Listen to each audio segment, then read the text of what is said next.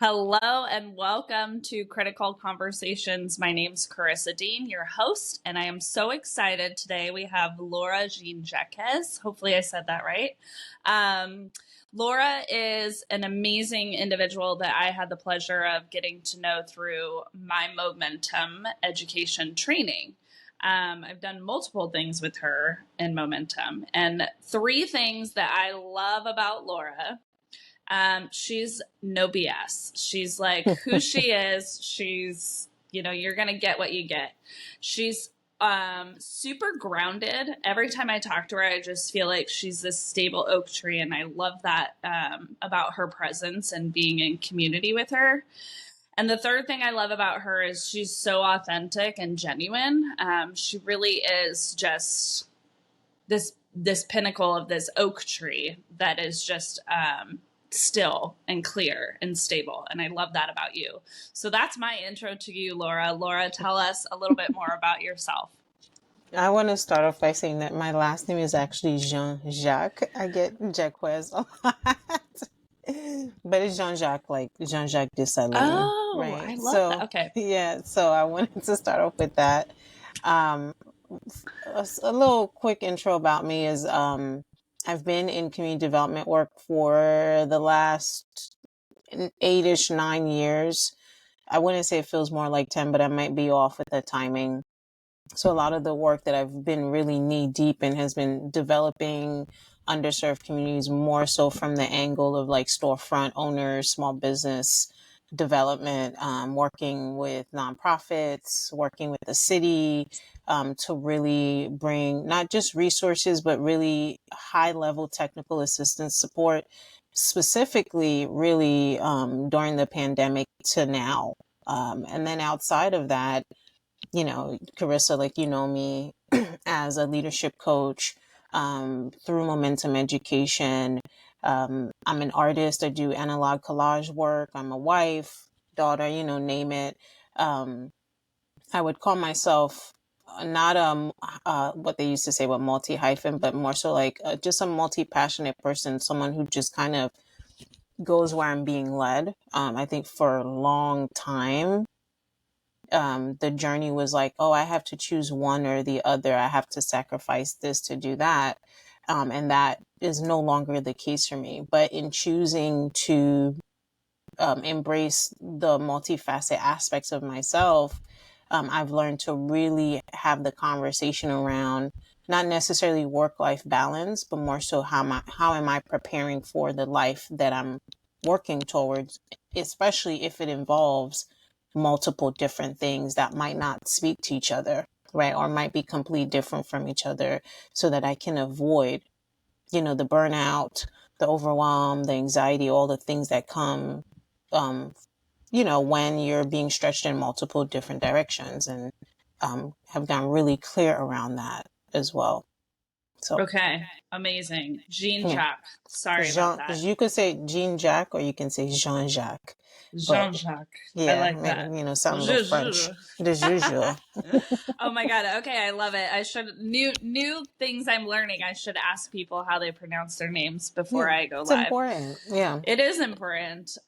Okay. So thank you for correcting me on that. So I'm already going to segue just based on what you're sharing, talking about being multifaceted and how you aren't faced with choosing one or the other anymore. And I would love to talk about this because I think you and I are very similar in this concept of being multifaceted. Like I have multiple entities and businesses and things that I'm doing, and they don't always speak to each other, but they're like entangled because I'm part of it.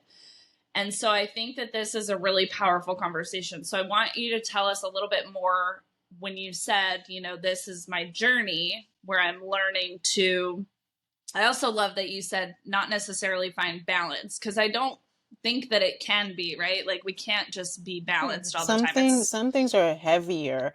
Some things require more than others. And I think it's a disservice that, society does, or culture, whatever, however you want to put it, right? And sometimes it's us making that stuff up too, right?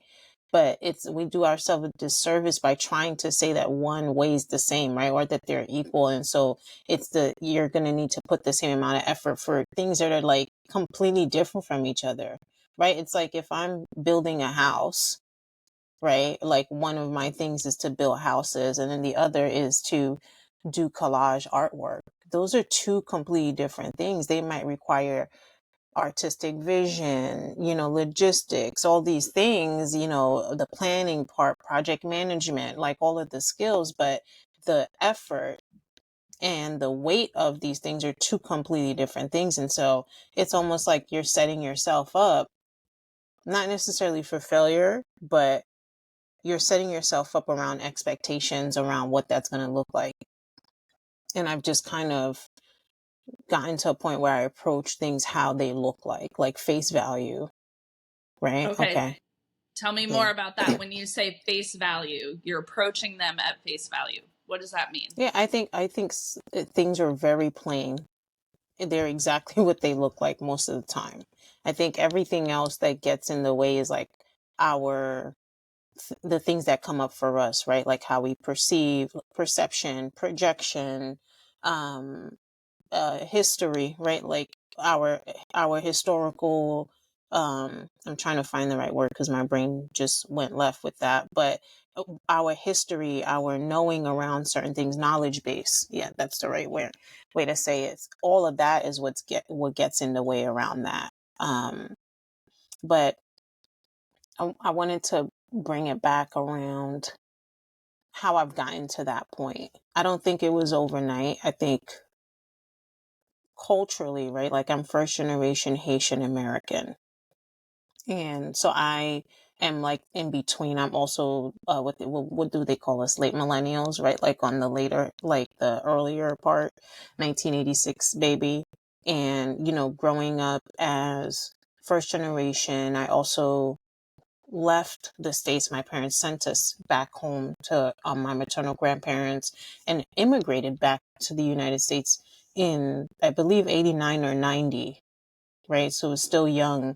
And when you come from immigrant families who are assimilating, some folks want to say that it's culture, but I think from my personal opinion, having had creative parents, an artistic mother, and entrepreneurial minded parents, young parents who were already doing things outside of what Haitian society, I guess, expected of them.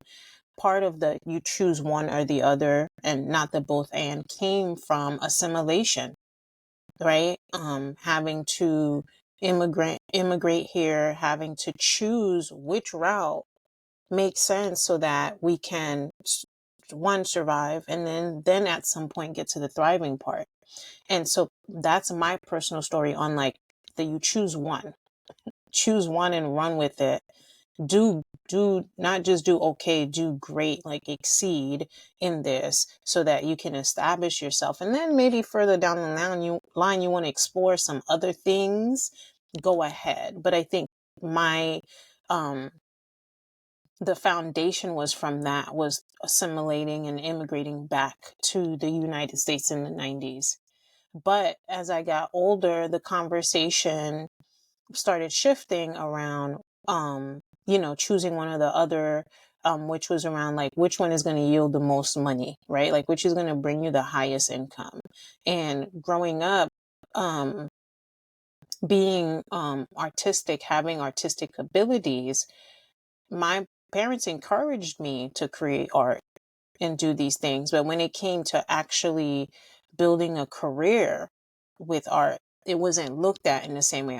My parents were not the Caribbean parents that said, go be a doctor or a nurse or a lawyer. That wasn't the case, but they were like, do something that is going to set you up, right, for life. And art wasn't it at the time. I don't think art was even promoted as even a career route up until maybe 10 to 15 years ago, maybe 20 years ago. Mm-hmm. And then now as an older person, right, as an adult, right, I was faced with feeling inauthentic, and it kept coming up for me, right? And I thought I was authentic, but I was really just blunt, right? And Yeah. angry.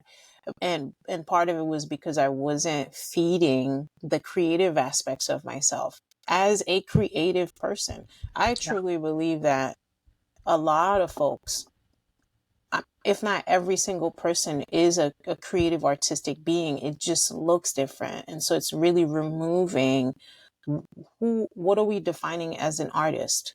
What is a creative? Is it like in the box? Because artistry and creativity talks about fitting outside the box, but even within an industry, a space that says artistry is whatever you make it, there's still rules.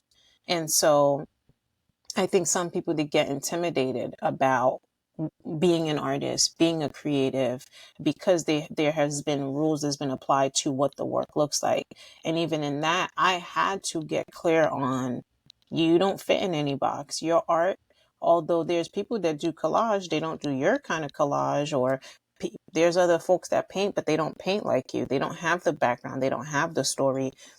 And I started kind of just doing the work around, Laura, you've never been a person that compares yourself to anyone. What is that as well? I think, to give credit, right? Like I went through the same transformation coaching program you went through, right? And then after I was done, I said, I want to give back to community. I'm going to start coaching around this because it it put breath back in my lungs, because I was so stifled. Like I was suffocating the artist in me. I was overworked, right? I was Mhm. really tired, really exhausted. I have a deep, deep love for community and community building, but there's a very high demand on what that work looks like, especially in New York City.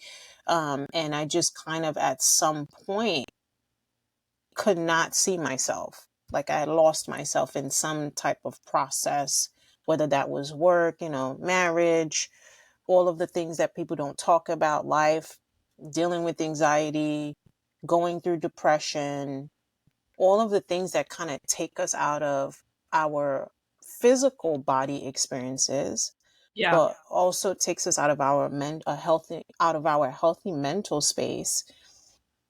And so when I walked into transformation work, um, it was like, wow, I didn't even know what transformation coaching was, to be completely honest. I had read the books, right? Like the self-development books, and that's all that I knew around anything around professional development, personal development. And it was all around like manifestation talk and like, you will it, and so it is. And it's just like, mm, and then also a Yeah. lot of those books are written by white men who Hmm. have access. They may not all of them have money, but to have access to community and network that can help you get there. I couldn't relate to that. And although I understood what was being talked about, it just didn't click for me until I actually walked into the transformation coaching space. And I realized that I'm an experiential learner, Mm.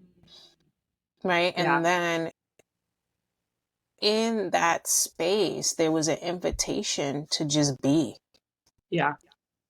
And in the being, I remember I had a coach assigned to me in the leadership, which, like a small group coach, but they're with you through a 90-day process. And I had reached like this breakdown moment. And I want to say also, like, transformation coaching is not always about breakdown and breakthrough. Some things, right? It's just a reaffirming process. Yeah. Like, what are you going to do about Permission. it? Yeah, it's Permission. permission. Like, what are you going to do? Like, you can now do this. Are you going to actually do it? So I was having like this breakdown moment in a one-on-one coaching call with this coach, and I was like bawling. I was like in tears, because I think for the first time I saw myself again. And I didn't Yeah. see myself as an adult. I saw myself as like a little Laura, like who wanted to do art, who wanted to be playful. I have a very calm demeanor. Hmm. And I think some people can take it as like she's serious, but I'm very playful. but I Yeah. hadn't played, I hadn't done certain things in a long time. And I'm having this whole breakdown around this realization of like, oh, I'm all of these things. Oh, I don't have to choose. And I'm having the conversation is about me having to choose. I'm feeling like I have to choose one or the other. And the coach was just like, but how do you feel? I said, I feel I'm like 10 people in one. She's like, so go and be all the 10 people. Yeah. She's like, go be all of them. Mm-hmm. And then it just connected. And I was just like, oh, it's not a binary conversation, Right. right? Like it's, oh, I'm all of these things. Like I can wake up and I can be an artist, and then within an hour I'm a community development strategist, and then I'm a leadership coach, at 6 p.m. that night, and I can do it. You mentioned something though. Tell me if I'm talking too much. I feel like I'm like, You're my fine. brain You're is on giving. fire. Yeah, it's great. Um, you mentioned around that you're the common denominator around your things, right? Like all the things Yeah. that you do. So Yeah. I did realize that I do have a common thread around all the things that I do, and it's not me. Okay. It wasn't me. That's I do the outputting, right? Yeah. But the common thing was building legacy. I love And that. and it took me a while to put it together. I'm like, oh, all of the things that you do is to help ensure the sustainability and the longevity of not just your legacy but others. So like I have the tea company, and the tea company is about helping folks to not only have easier access to herbs and plant medicine, but to get themselves to a point where they're healthy and they can live longer. Yeah. The community development strategy work that I do is directly working with small business owners and organizations that support them or who advocate for them to make sure like they're here long after they're gone. Um, the artistry that I do, right? Like the artwork that I do is really paying homage to like the those that have paved the way, my mom, my grandmother, my heritage. Even in the naming of my businesses, I try to use Creole words because I'm uh, uh, a bilingual, right? And so I try to preserve my culture through language by naming my businesses with the words, right? And Yeah. so that's one thing that there can be a common thread if you take the time to look at it, because it's not just you. I think that there is a misconception around you making yourself the center of everything that you create, because that is a recipe for burnout. That's a Yeah. recipe for death really quickly. But Yep. if you change it to say, what am I trying to support a person or a thing or entity, whatever, around um, what's at the core, what are the pillars? I think for me, I try to remove myself. Yeah.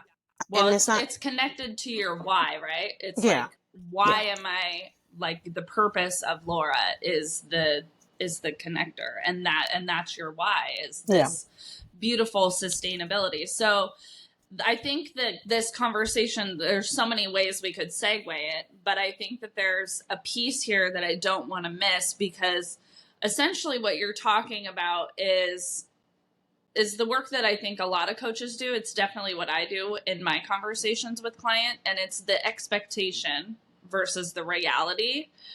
And the reality is about cultivating sustainability. Mm. And it's not sustainable to live your life according to what your mom or your grandma or what society is trying to tell you to be, right? Especially, I think, for women, which I work with women mostly because I can relate to them, right?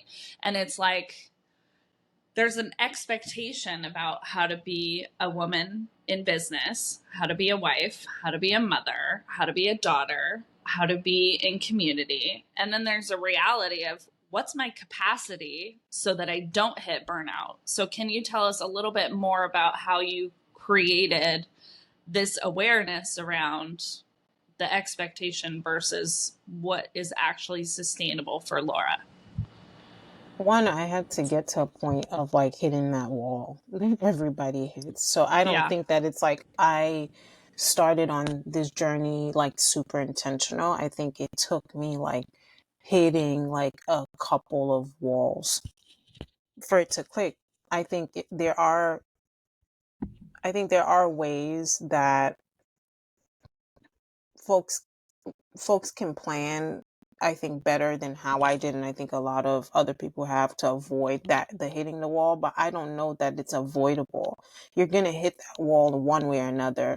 I think there's a couple of things I can credit. One is like, and I've shared this on my social media, that I recommitted my life over to Jesus Christ, right? So I became born again in March, but I've always been a Christian, and I think finding my way back to God really supported me in that process. I can't take the credit, but the finding my way back to God was very abrupt, borderline violent, right? And like a yanking, like a ripping, like uh what they call it, uh a, a tearing apart, right? And so like I had to lose a lot of things to get to the point where I'm like, okay, God, I'm listening, Yeah. and I'm committing my life over to you because I need you to direct me on where to go. I think that's part of it.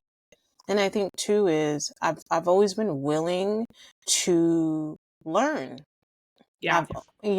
I have a willingness to learn something new, but also, I'm big on unsubscribing to stuff. Mm-hmm. Like, this doesn't pertain to me.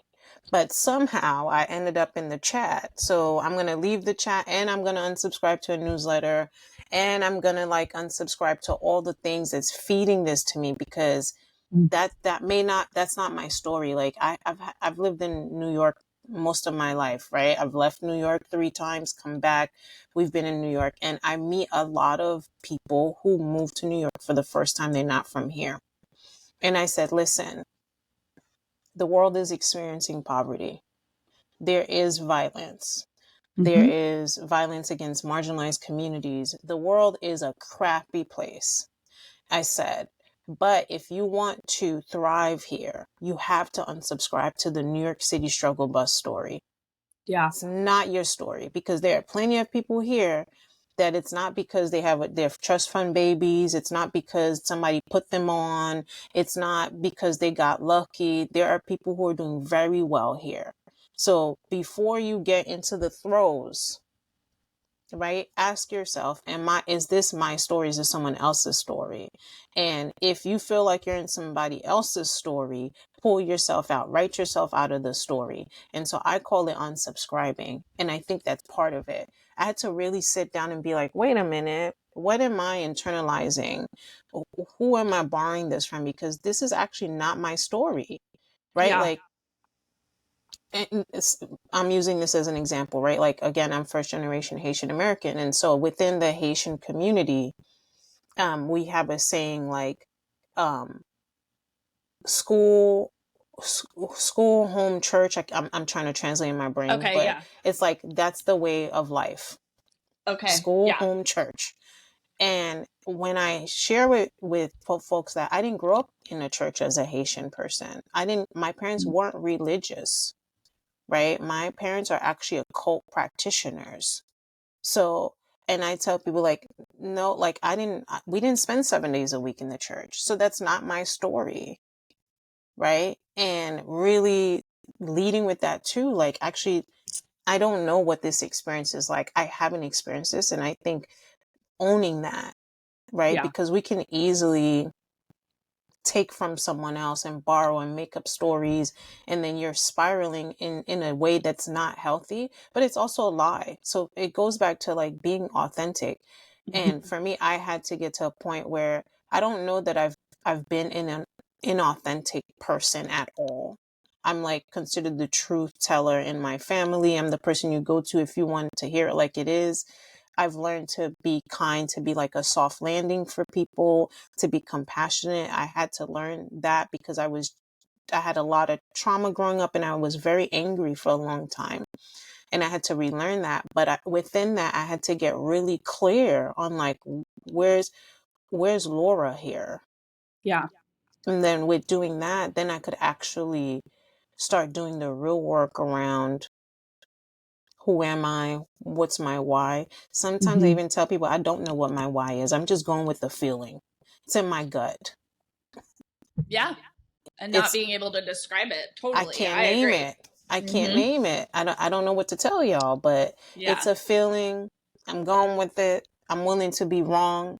I Yeah. know that if I'm wrong, I can always start over, not being fearful of the starting over part, right? Yeah. Because I also think I didn't have community before. Like when I first tried to explore that conversation around authenticity, who am I, all these things, I didn't have a network of people. I was the person that everyone came to, but I was very lonely. And one of the shifts was embracing community. Let Yeah. people know what you're doing. Maybe you're not telling them everything that's happening with you, you're not giving away your business and all these things, but really inviting people to be on the journey with you, and for me, was super important to me, and me even getting even more clear on who I am, because people give you feedback. Yeah.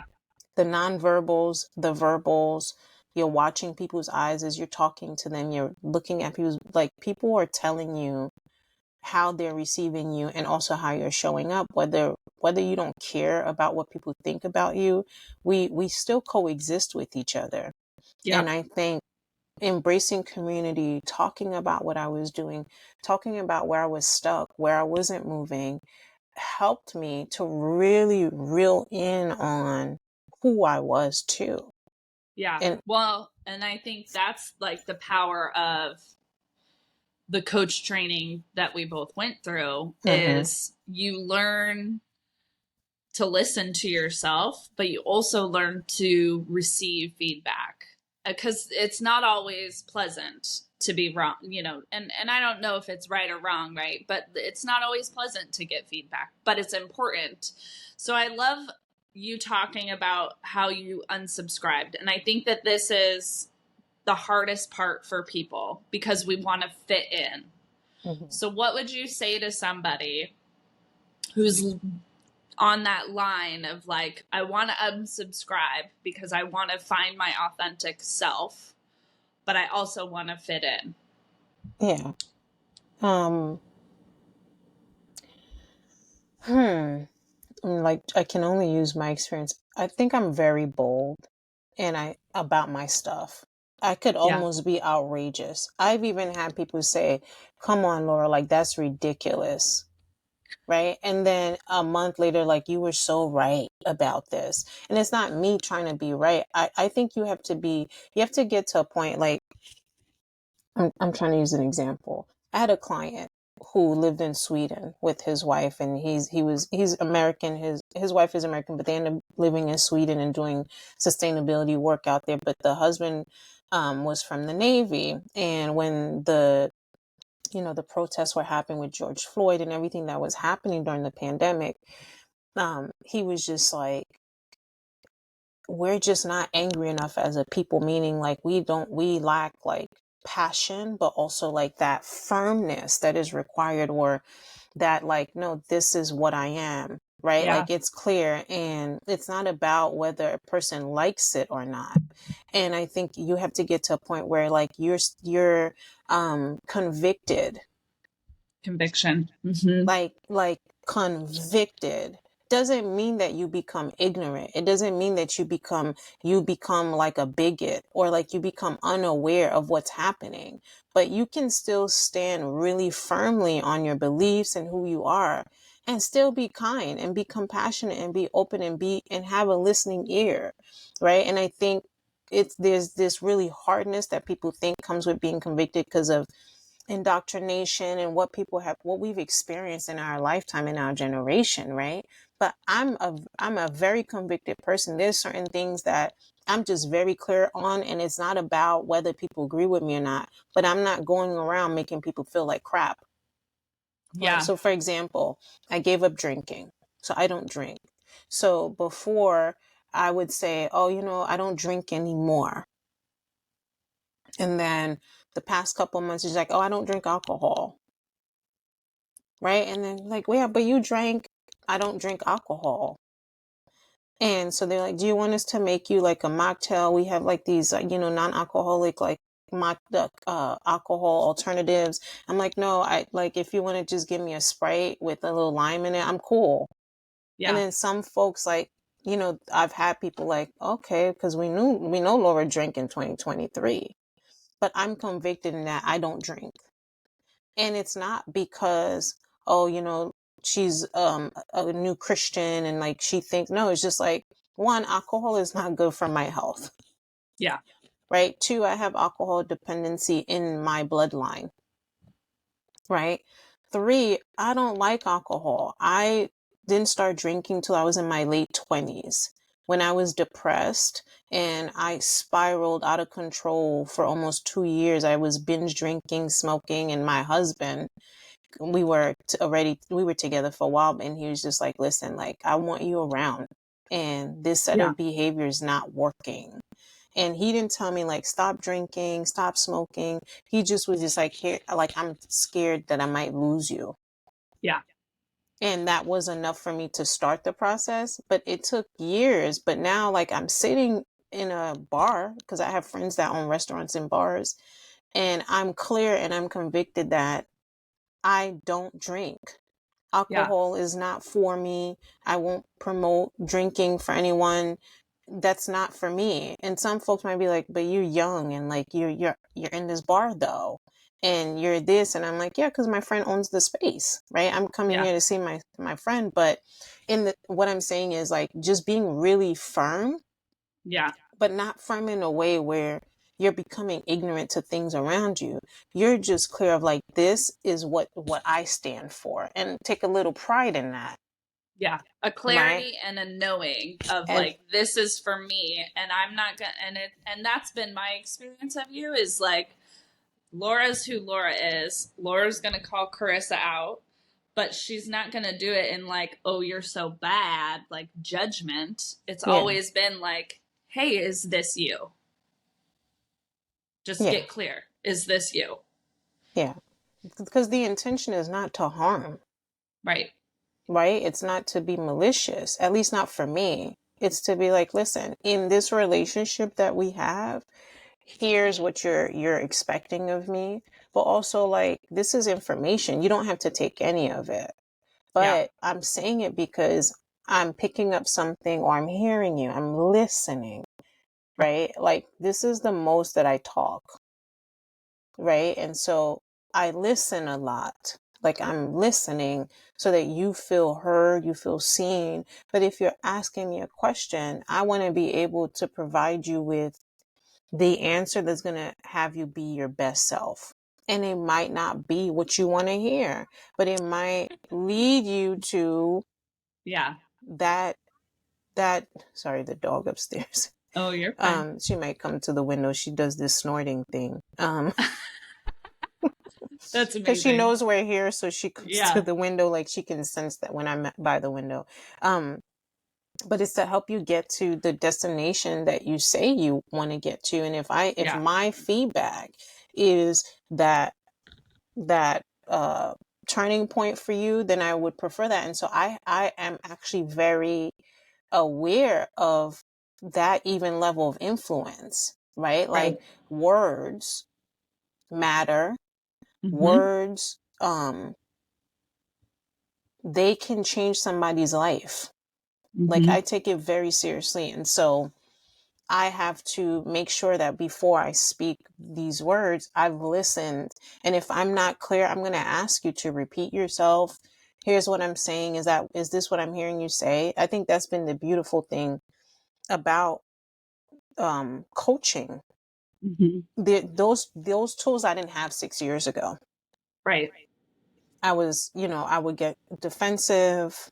I would shut down. I didn't really listen that well. I was listening to give a response. There was just a lot of that, but thank God I'm not that person anymore, because it really also has helped me.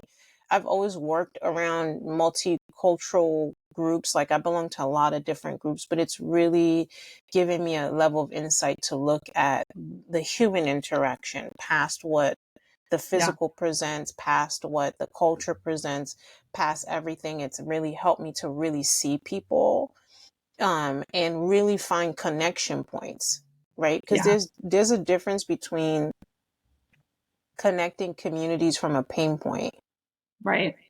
and then there's a difference between connecting with people because there's a growth point. Yeah. I love that.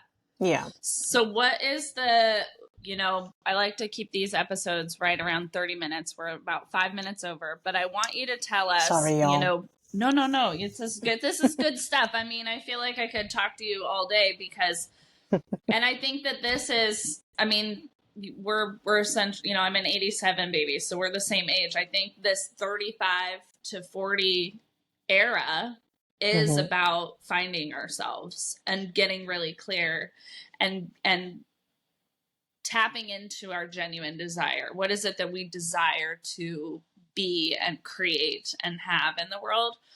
And there's so many things that you touched on. So I just want to like recap this and then I'm going to let you close it out. I have one last question for you, but we talked about, the expectation versus the reality, the feeding of creativity. You mentioned that you believe everyone is a creative being. I wholeheartedly agree with you.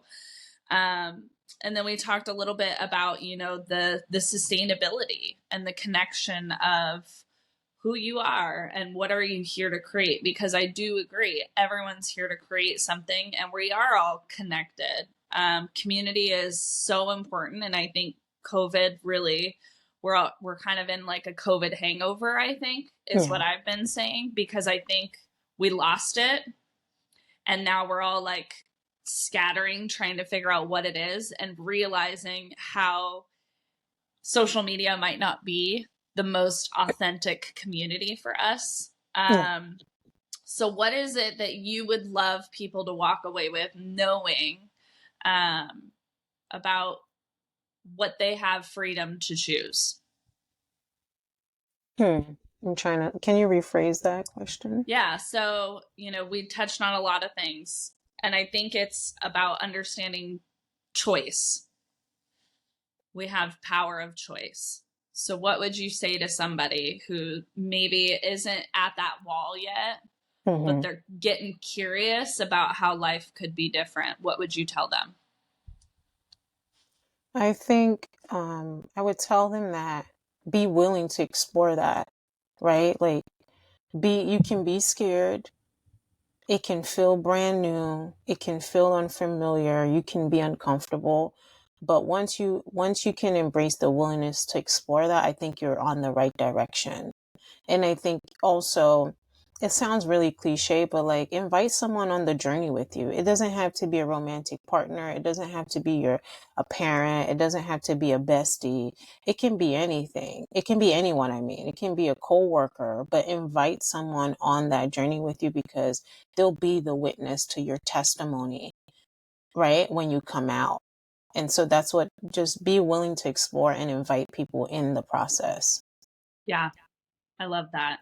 And I think that that's the piece that will help the collective, because I think a lot of people feel so alone when they're at that point where they're like, maybe they've hit the wall already, maybe they haven't, but they're like Yeah. in that moment of like, what am I doing? And I think if you get curious about who's available, And there are remove people there. Yeah, and remove the concept of perfection. That's not real. And I do really think that that's why that process can be lonely, because you want to present this perfectly, well thought out, result of something, and it's not perfect. None of us are perfect. We're not even close. And I think if we can get as a collective past the idea of like, I need to present this thing in this pretty package with a bow on top, and I just need to invite people in the mess. Maybe not the mess. Maybe you're not a messy person, but like, Yeah. allow this people into the organic process of things. um, People would really be in community a lot differently. That's from personal experience. Yeah. There's fear. There's always going to be fear on how people perceive us. Within vulnerability, will I be taken advantage of? These are very real things that you should be exploring, which is where discernment comes in. And if you feel like your discernment muscle is not strong, you have to be willing to throw yourself into situations where you get to practice discernment. Yeah, I love that. Okay, Yeah. Laura, where can people find you if they want to connect with you? Instagram, Laura Jean-Jacques. That's my handle. And Perfect. my artist page is Little Laura Studio. Which your art is so beautiful. I was Thank you. snooping on you because you were at an event this last weekend, and I was Yeah, I had like, an art show. oh, so beautiful. Really, really fun. Okay, so make sure you guys are following Laura Jean-Jacques. And thank you, Laura, for joining Thank the you. conversation.